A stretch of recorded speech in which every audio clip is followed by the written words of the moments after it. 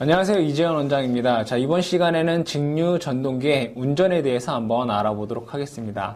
우리 직류 전동기의 운전이라고 하는 것은 이 전동기를 기동하고 속도 제어를 하고 그 다음에 제동 또는 역회전에 대해서 우리가 얘기를 해보도록 하겠습니다. 먼저 기존에 우리가 얘기를 했지만 자, 기동 그 다음에 속도 제어 그 다음에 제동 그 다음에 역회전. 이 네 가지가 직류 전동기 운전에 대해서 얘기할 거다 이런 얘기죠. 자, 그럼 먼저 기동에서는 지난 시간에 얘기했듯이 기동에 두 가지 요건이 뭐였습니까? 기동 전류는 작고 전류는 작아야 한다. 그 다음에 기동 토크는 커야 한다. 그러니까 부하 토크보다는 커야 되겠죠. 그래서 기동에 대해서는 여러분들이 기동 전류는 작고 기동 토크는 커야 된다. 이 정도만 이제 기억을 해 두시면 되겠고요. 자, 그 다음에 속도 제어를 한번 보도록 하겠습니다. 속도 제어는 회전 속도 n이라고 하는 것은 비례상수 k의 파이에 v-iARA가 있습니다. 자, 여기에 있는 속도를 제어하는 데 있어서 이 제어 요소는 자, 여기에 있는 전압을 변화시키거나 또는 저항을 변화시키거나 또는 자속을 변화시키는 방법이 있겠습니다. 자, 그러면 분권 전동기를 한번 그려서 얘기를 해보도록 하겠습니다. 자, 분권 전동기를 한번 그려보면 이렇게 그릴 수 있습니다. 자, 전압 V, 그쵸? 전기자 저항 RA. 자, 속도 N은 K-의 파이분의 V-iARA. 자, 여기에서 첫 번째, 여기에 있는 전압을 조절하여 회전 속도를 조절할 수 있는 방법이 첫 번째 전압 제어라고 하고요. 자, 두 번째로 여기에 있는 자속 파이를 조절하는 겁니다. 여기 있는 자속 파이를 조절하기 위해서는 자, 여기서 RF에 자, 여기에 어떠한 가변 저항을 둬서 그렇죠? 가변 저항을 둬서 여기에 흐르는 IF를 제어하여 자속 파이를 조절할 수 있습니다. 그렇죠? 자, 결국에는 이 파이 계좌를 조절하는 방법에 의한 속도 제어를 우리는 계좌 제어다라고 얘기를 하고요.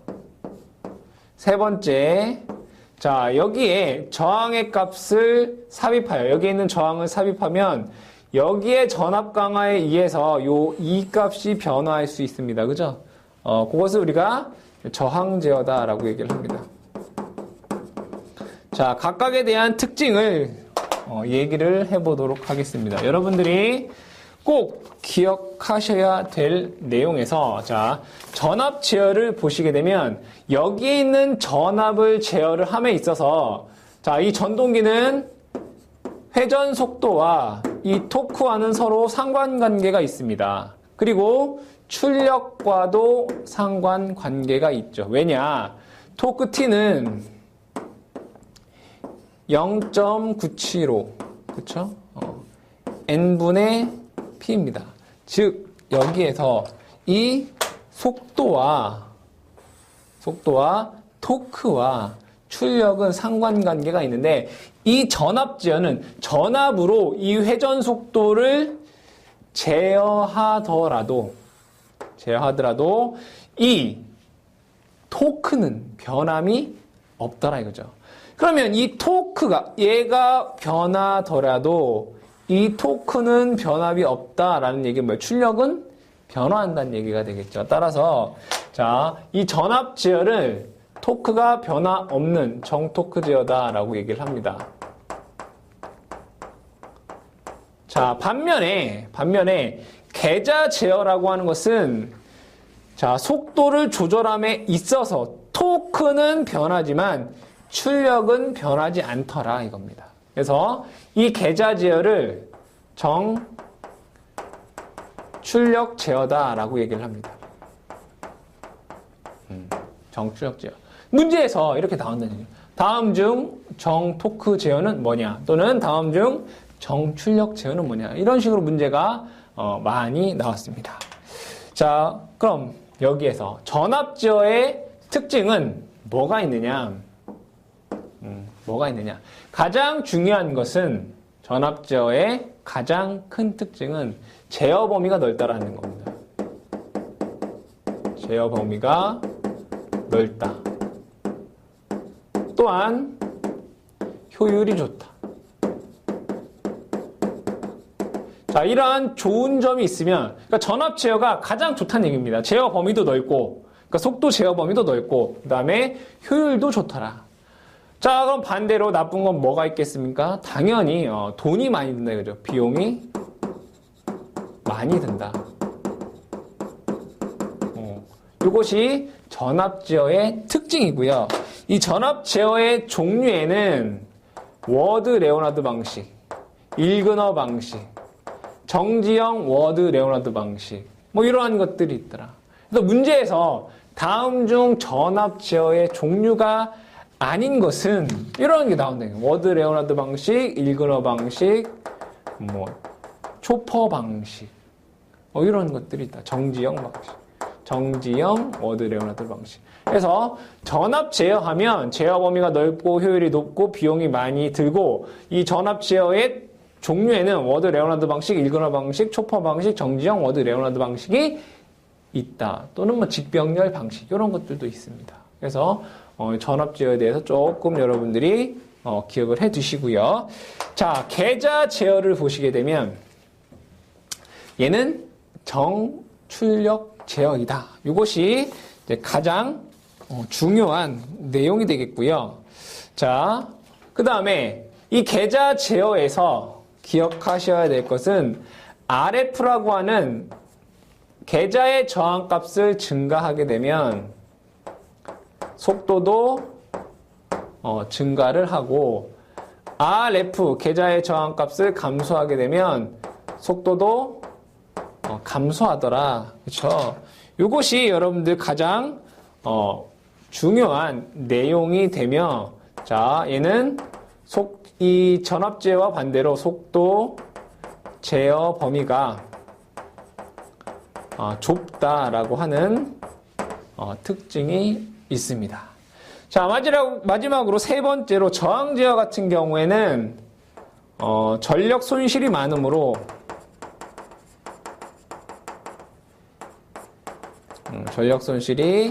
많으므로 효율이 나쁘다.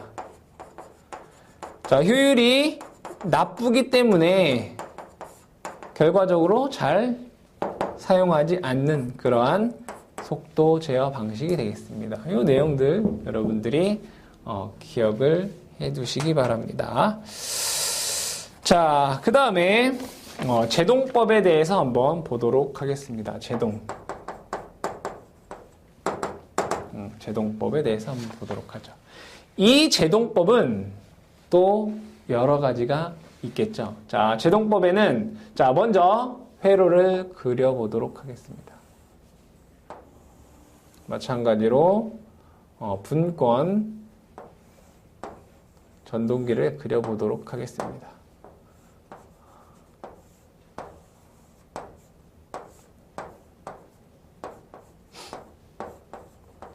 자, 이 전동기가 지금 현재 회전을 하고 있다라고 보도록 하죠. n이다라고 하는 속도로 회전을 하고 있을 때 자, 제동 방법으로는 뭐가 있느냐? 첫 번째, 발전 제동이라는 게 있고요. 자, 두 번째. 첫 번째는 발전제동.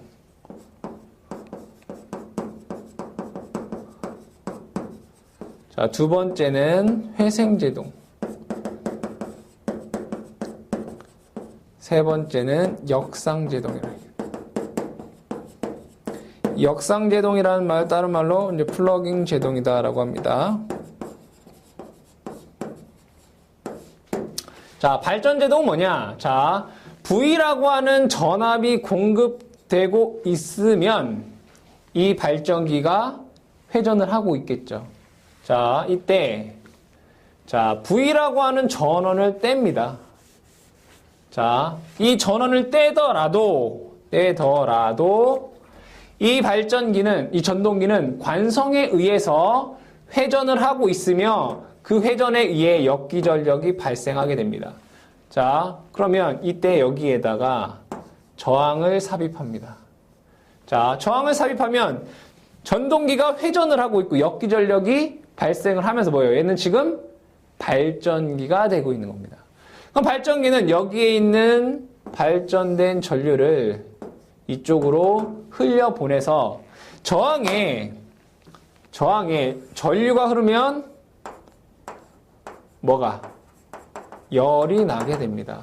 이 저항을 통해서 여기 있는 에너지를 열로서 발열하면서 제동하는 방법을 우리는 발전제동이다 라고 얘기를 합니다. 자, 그럼 회생제동은 뭐냐? 회생제동은 여기에 저항을 놓는 것이 아니라 저항 대신에 이 부분에 축전지, 배터리를 이렇게 놓게 되면 이 배터리를 뭐하냐? 충전하는 겁니다. 그러니까 충전하면서, 그러니까 저항 대신에 배터리를 충전하면서 제동하는 방식이 회생제동인데, 이 회생제동 같은 경우에는 전동차에서 많이 사용되고 있고요. 자, 세 번째로 역상제동이라고 하는 것은, 자, 전원을 가했을 때 이 전동기가 이러한 방향으로 회전을 했을 거고, 이 전원을 제거하게 되면 관성에 의해서 이러한 방향으로 어떻게 되겠습니까? 회전을 하고 있겠죠. 이때 이 회전 방향과 반대 방향의 토크를 가하는 겁니다. 그러니까 역 토크를 가해서 급제동시 사용을 합니다. 급제동시에 사용하는 게 역상제동이다. 그래서 문제에서는 자, 다음 제동에 대한 설명 중 어떤 것을 말하고 있는 것인가 라는 문제가 출제가 됩니다. 발전제동은 아까 얘기했다시피 발전된 것을 저항을 통해 소모하면서 제동하는 것이고, 회생제동은 발생된 전력을 전원으로 돌려보내면서, 즉 축전지에 충전하면서 제동을 하는 거고, 역상제동은 역토크, 회전 방향과 반대 방향에 힘을 주어 급제동 시 사용하는 게 역상제동이다 라고 여러분들이 기억을 해 두시면 되겠습니다. 자, 그 다음에 역회전에 대해서 보도록 하겠습니다. 역회전. 자, 역회전은 지난번에 얘기했다시피, 자, 전동기가 회전하는 데 있어서 필요한 게 뭡니까? 전기자, 전류와 계자입니다. 그잖아요. 계자, 자속. 즉, 계자, 자속을 만드는 건 당연히 계자, 전류입니다. 자, 우리가 이 전동기에서 회전하는데 필요한 힘은 B는 B, I, L 뉴턴이지 않습니까? 그렇죠? 이 힘에 의해서 얘가 회전을 하게 되는데, 이 B라고 하는 것이 계자 자속, 계자 전류에 의한 것이고, 여기에 있는 자계 안에서 전류가 흐르면 힘이 발생하는 거지 않습니까? 전기자 전류입니다. 따라서 여기에서 이 회전 방향을 결정하는 것은 뭐다? 전기자 전류와 계자 자속이면서 플레밍의 왼손 법칙이죠. 이때 이 전계자와 계자 중에 하나의 극성만 바꾸면 역회전을 하게 되어 있습니다. 자, 마찬가지로 분권을 그려보면, 자, 여기에 공급전화 V다라고 보고요. 여기에 계자가 있고 전기자가 이렇게 있다라고 보도록 하겠습니다. 자, 이때 전류를 한번 보도록 하겠습니다. 전류가 부하 전류가 이렇게 흐르고 전기자 전류도 이렇게 흐릅니다. 계자도 이렇게 흐르게 되겠죠. 자, 그러면 이때 여기에서 이 전기자가 시계 방향으로 회전한다라고 했을 때 여기에 있는 계자를 반대로 얘는 여기에 연결을 하고 얘는 여기에 연결을 하면 어떻게 된다? 시계 반대 방향으로 이렇게 회전을 하더라 이겁니다. 또는 자, 계자는 그대로 두고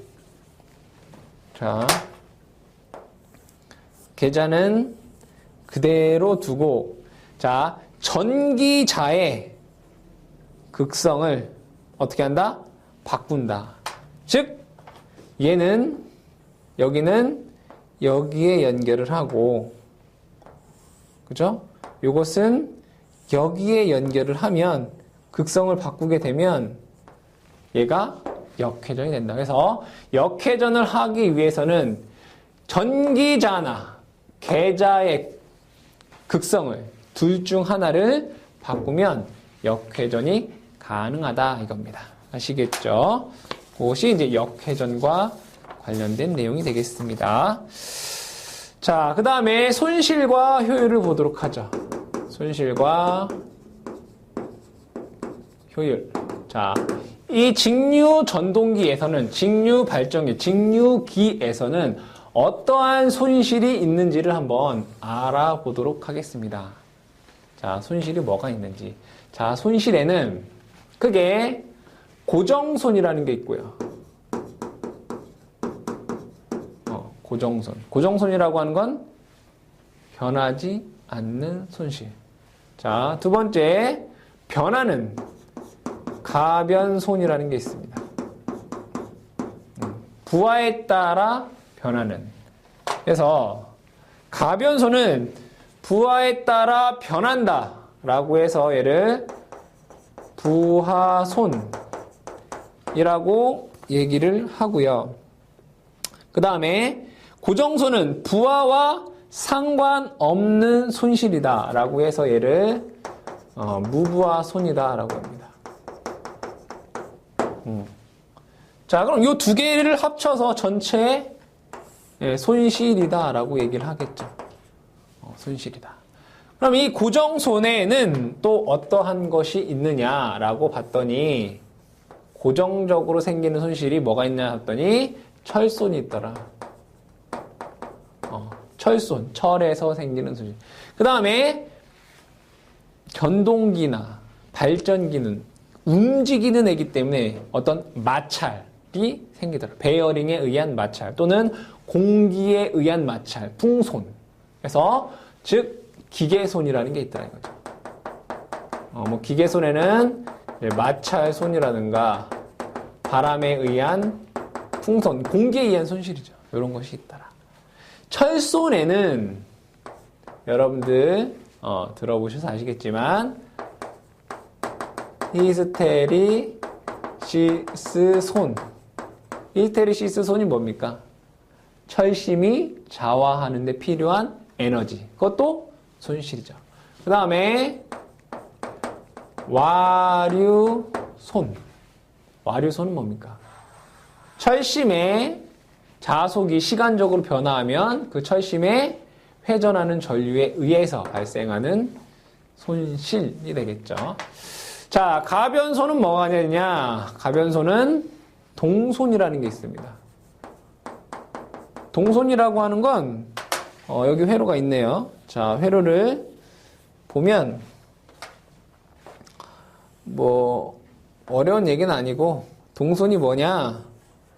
자, 계좌가 있고 전기자가 있고 자, 이렇게 보면 여기는 RA고 자, 분명히 여기에 전기자 전류 IA가 흐릅니다.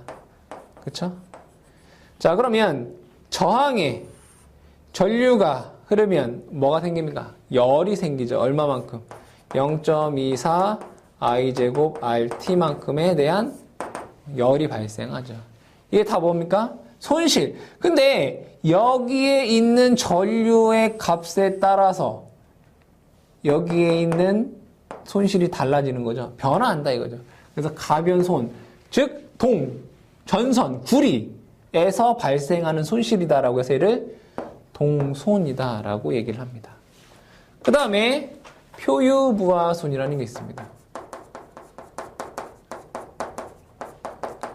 표유부하손도 마찬가지로 부하손, 부하에 따라 변하는데 우리가 여기 있는 걸 다 측정하고 나서 측정이 되지 않는 남아있는 손실을 다 통틀어서 우리는 표유부하손이다라고 얘기를 하죠. 근데 이 고정손에서 가장 많은 부분을 차지하고 있는 것이 철손이고요. 가변손에서 가장 많은 것을 차지하고 있는 것이 동손입니다. 그래서 거의 얘와 얘는 같다라고 보고 얘와 얘는 거의 같다라고 보고 있습니다. 총 손실은 고정 손실과 가변손을 합친 것을 우리가 총 손실이다라고 얘기를 합니다. 그러면 우리가 손실을 얘기를 했으면 효율에 대해서 한번 얘기를 한번 해보도록 하겠습니다. 자, 그러면 이 효율에는 자, 분명히 입력이라는 것이 있고요. 출력이라는 것이 있고 바로 손실이라는 것이 있습니다. 자, 여러분 아시다시피 입력이라고 하는 것은 당연히 이 출력과 손실을 더한 것이고, 그렇죠? 그러면 출력이라고 하는 것은 반대로 얘기하면 입력에서 손실을 뺀 값이다 라고 우리가 얘기할 수 있습니다. 그렇죠? 자, 그럼 이걸 가지고 효율이라는 걸 한번 얘기해 보도록 하겠습니다. 자, 효율을 모르는 사람은 없습니다. 효율은 아시다시피 입력분의 요 출력을 우리는 효율이다 라고 합니다. 효율 이타라고 쓰죠. 효율은 입력분의 출력이다. 이때 우리가 기기에서 무엇을 쓰느냐? 규약 효율이라는 걸 씁니다. 규약 효율. 자, 발전기의 규약 효율과 전동기의 규약 효율은 다릅니다. 자, 발전기에서 규약 효율, 전동기에서 규약 효율을 한번 보도록 하겠습니다. 자, 이 규약 효율을 얘기할 때 여러분들 이것만 잘 생각하면 됩니다. 발전기는 힘 에너지를 전기 에너지로 막 바꿔주는 것입니다. 그러면 전기 에너지는 뭡니까? 출력입니다. 그렇죠? 자, 발전기에서 전기 에너지는 출력입니다. 자, 전동기는 전기 에너지를 기계 에너지, 회전 에너지로 바꿔주는 거죠. 그러면 전동기는 바로 입력이 전기 에너지다라는 것을 알 수 있습니다. 그럼 규약 효율이라고 하는 것은 전기가 뭐냐? 그 전기인 것으로 효율을 얘기를 한다 이런 얘기죠. 따라서 발전기는 출력이 전기 에너지이기 때문에 출력으로 다 얘기를 한다 이거죠. 입력은 뭐라고 쓸 수 있습니까? 출력 플러스 손실입니다. 그래서 출력 플러스 손실분의 출력이기 발전기의 규약 효율이 되고요.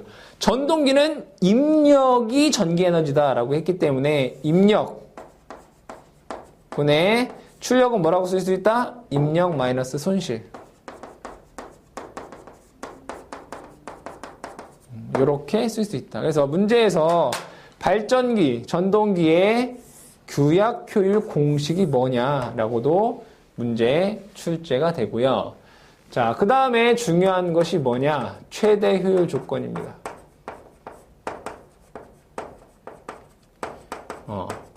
최대 효율 조건은 이 고정손과 가변손이 같을 때 최대 효율이 됩니다.